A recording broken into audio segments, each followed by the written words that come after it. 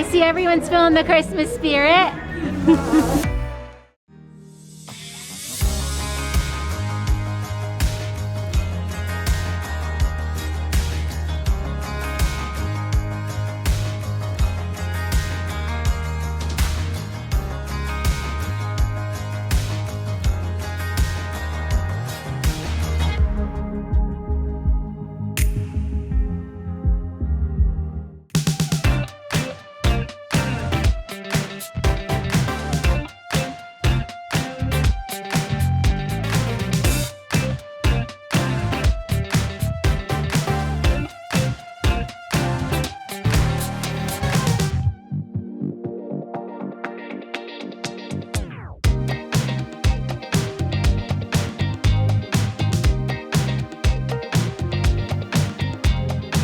Welcome back to our channel. I am so excited about today's video because today we are doing a service project that we have been doing for many years, and it is very near and dear to my heart.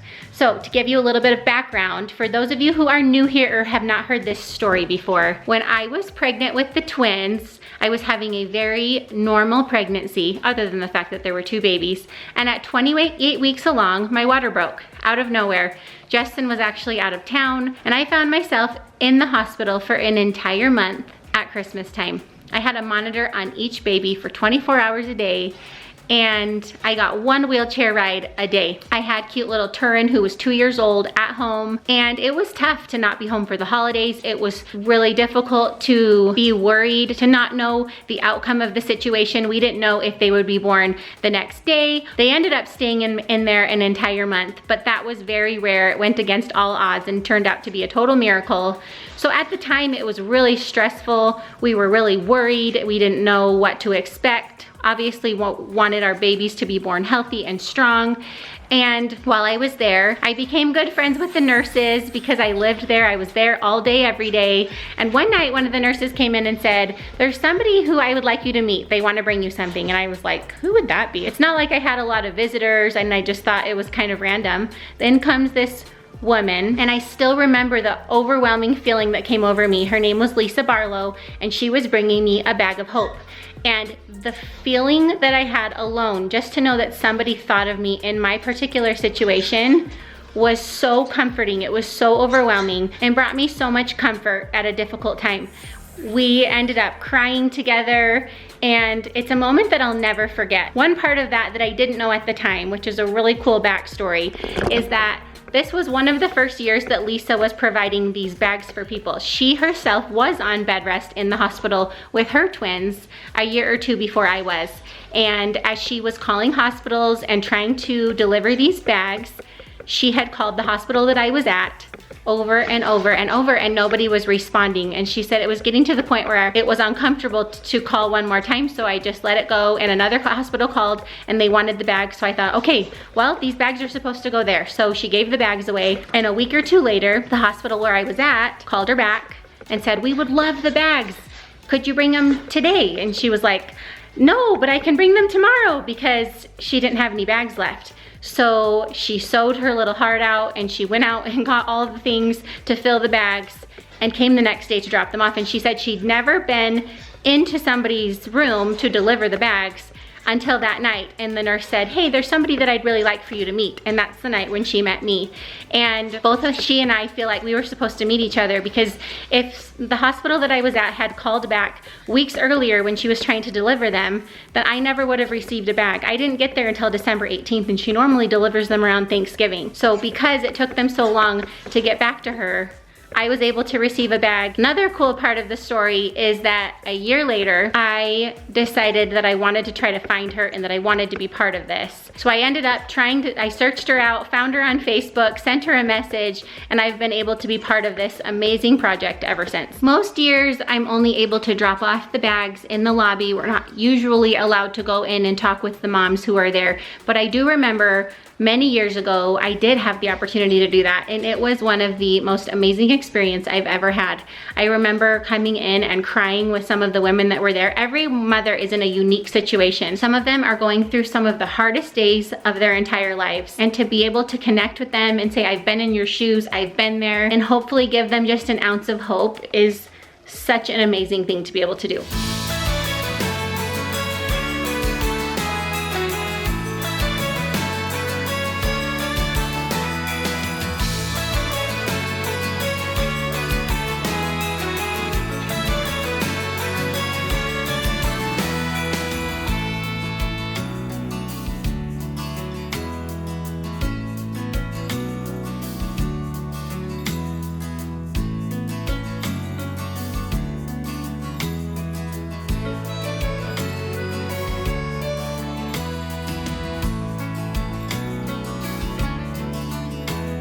So we've participated in the Sharing Hope Foundation in different ways over the years.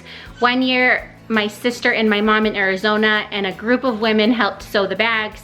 We have gathered items and put them together with the entire Bingham family many years, many Thanksgivings. Many people have come with us. Brandon and Mindy's family have come with us. My sister Stephanie and her family have come with us. So it is something that we have really loved being able to do over the years. I want to show you exactly what is put into these bags. And this is all Lisa orchestrating all of this. We always donate towards it, but she is the mastermind behind doing 500 bags across hospitals all across the state of Utah. So I have all these stations set up in here so that we can just assembly line and fill these bags for the hospitals that we're gonna deliver to. So first thing, we have books so that they have something inspirational to read while they are sitting in the hospital or at home. This is new this year, mental health tools, a gratitude journal. I have talked so much about how gratitude can truly heal your heart in a difficult situation. So I love, love, love that we put these in there. A little care package with some fuzzy socks, some nail polish, some chapstick, some lotion. This can go on their bedside. It says, once you choose hope, anything is possible. And then on the other side, it says, you never know how strong you are until strong is the only choice you have. I had both of these quotes in my bag and I love them to this day. Got some yummy gourmet fudge, beautiful handmade hats. We've got some gratitude cards, which is great because there's so many people that reach out and are so kind to you when you are on bed rest that it's great to be able to send thank you cards. This year, this is really cool, an adult coloring book with some colored pencils and a sharpener. And this is a handmade bag that they have been putting the Hope bags in for as long as I can remember. And I love this card. It says, you can do this, trust us. From friends who hope this small gift lifts your spirits, we wish you peace and comfort during this difficult time. And then this little necklace is so special to me. I still have mine. It says I can, and I wore it every day in that hospital and for a long time afterwards. So my whole family now is going to put these bags together. My sister is here and my niece is here to help us. And I'm so excited to bring these bags to these women this Christmas season. Okay, we've gathered the troops and we've set up an assembly line. Justin and I are gonna come through with the Hope bags and everyone is going to put their own little item in it. Stephanie on this station, she's got these 3 things. We've got Penny. Penny, are you gonna put the hats in the bags for us? Is that your job? Yeah. And then Ava's gonna do these little care packages. Turin, you're not at your station. This is Turin's station right here. Lando Band is gonna do the fudge. Ashley's gonna do the coloring books and thank you cards. All right, ready team? Yes, sir. Yeah. I'm a ma'am. Last time I checked, I'm a ma'am. 1, 2, 3, team!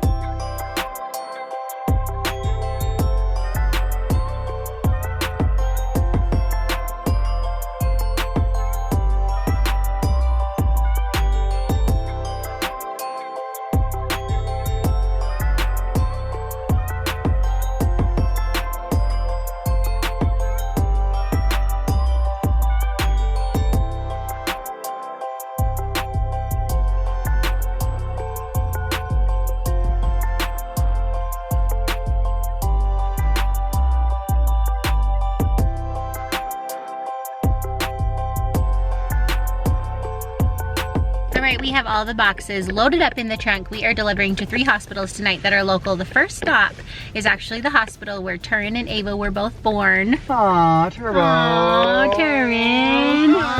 Aww. Little baby Turin. Turby. Ava's actually in my sister's car. My sister is helping deliver the bags tonight as well. These bags filled up our entire kitchen, the whole hallway on the way to the garage, and right now it is filling up our entire truck bed And the laps of some of these kiddos. I have to do the man splits. So we are dropping off a large number of boxes to each of these hospitals so that they have these bags for women who are here at Christmas time and hopefully for many months afterwards, because it's not only hard at Christmas time, it's hard anytime you're in that situation. And some of these hospitals are high risk and some of them are not. In fact, I just was talking to Lisa, who's in charge of this whole program, and she said that some of these are for women who are not at a high-risk hospital because they have an unforeseen circumstance, something like a stillbirth. So this is going to women with all sorts of different situations and hopefully bringing them a little bit of hope.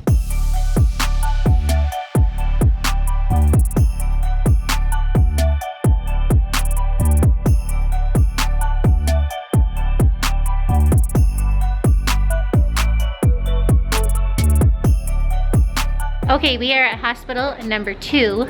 Now this hospital is where I would see maternal fetal medicine when I was pregnant with the twins, was supposed to deliver here, but ended up delivering at a hospital that had a higher level NICU. My water broke far away from here and I ended up at a different hospital, but this is where they were supposed to be born.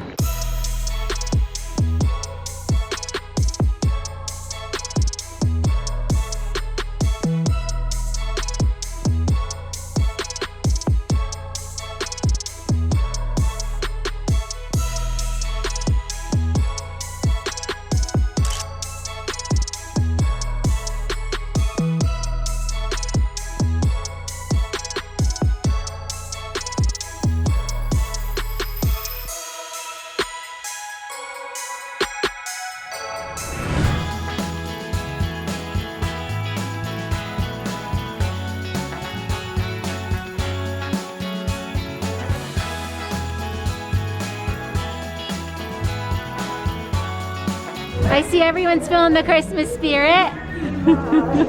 Okay, we are at our 3rd and final hospital. We have another little Santa's helper with us. We found Uncle Sean, picked him up at his house, and we are delivering the last of our hope bags to this hospital. Now this hospital is the hospital that gets all of the high-risk patients. So most of the women who are on bed rest or are dealing with a high-risk pregnancy will come here in this area. We gotta spread the light. Now it's time to give it back. So we'll be back on track in winter time. We have a hill to climb, but it seems like no one wants to wait for it. Go. It's gonna be alright if you just hold tight, but you have to wait until tomorrow. You know it's on its way, and on Christmas Day there'll be no worry and no more sorrow. And have yourself what? Merry Christmas, baby! All right, another year in the books, delivering hope bags. This is something that I look forward to every single year. And every year I go, I get to chat a little bit with the labor and delivery nurses who we drop the bags off to, and I tell them how I received one of these bags when I was on bed rest with my twins, and then I show them my twins, and this year I showed them that they were almost 10 years old. I cannot believe that I received one of these bags an entire decade ago. The nurse reminded me that this year is particularly difficult because of COVID. They don't always have their loved ones there for the emotional support that they need in some of these situations. So this year is extra special knowing that some of these women are dealing with these things alone. I have been sharing all about these hope bags on my Instagram, and 2 people that I know really well replied saying that they were so grateful for the hope bag that they received and that they still have their necklace. And for some reason it just made it so real for me, you know, that these women really are receiving these bags, even people that I know. There is something so healing about taking a service that you received and being able to pay it forward. I think of Lisa Barlow, who was one person who had twins on bed rest, and she felt inspired to start this project. Even though she's just one person, she has turned it into this enormous foundation where she provides 500 bags to women all over Utah. So I'm going to bed with a very full heart tonight, reminiscing on a very special, memorable time in my life. Thank you for being part of our family. Thank you for watching our videos. If you haven't already, make sure you subscribe to Our Life in Holland, and we will see you guys tomorrow.